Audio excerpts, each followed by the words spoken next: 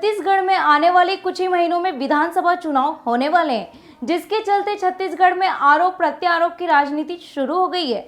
वहीं बीजेपी के बड़े नेता प्रदर्शन और धरना जैसे कार्यक्रम कर रहे हैं। इसी कड़ी में एनसीबी जिले के कलहोरी एसडीएम का कार्यालय का घेराव किया गया और ज्ञापन भी सौंपा गया।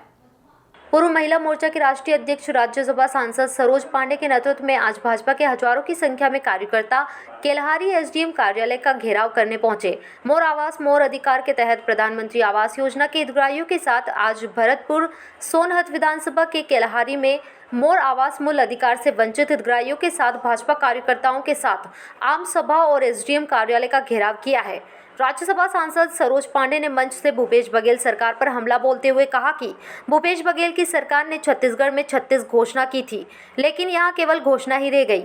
जो उन्होंने कहा था 300 वृद्धा पेंशन है, उसे हम 1000 करेंगे। भूपेश सरकार ने बुजुर्गों से झूठ बोला है।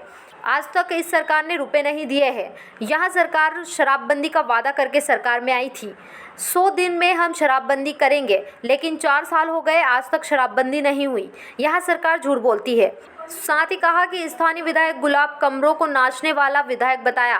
इनके साथ ही एसडीएम कलेक्टर प्रशासन भी नाचता है। यहाँ सरकार में मदारियों का पूरा मजमा लगा हुआ है। मैं यहाँ पूछती हूँ, जनता का काम कब करेंगे?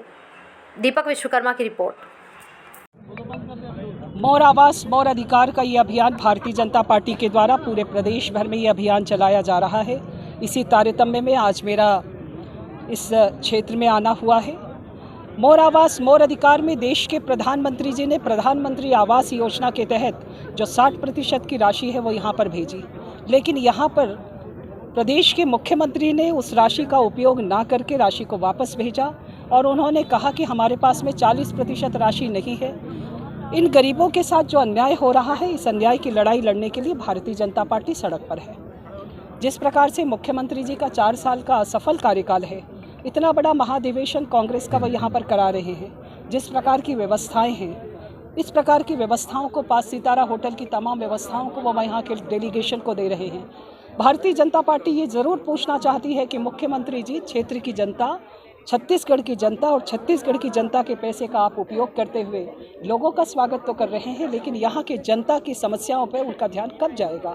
4 साल के समय में उन्होंने जो वादे किए, जो उनके घोषणा पत्र में जो विषय को उन्होंने लिखा है, उस पर अमल नहीं हुआ है।